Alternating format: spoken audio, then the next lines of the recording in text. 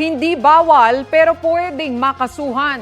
Yan ang tugon ng Commission on Elections sa tanong tungkol sa negative campaigning. Yan ay yung pagsasalita ng negatibo tungkol sa isang kandidato. Ayon sa COMELEC, hindi naman yan bawal sa batas. Pero paalala nila, mag-ingat ang mga kandidato.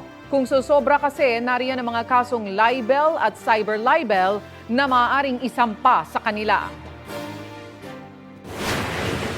Kasi nasa batas po kasi na papayagan. Subalit kung bordering on something which is already criminal, o dalawa po ang pwede, either disqualification ng kandidato and at the same time, criminal case mismo laban dun sa kandidato na involved. Pero yung ibaba natin yung negative campaigning per se, hindi po namin magagawa yon.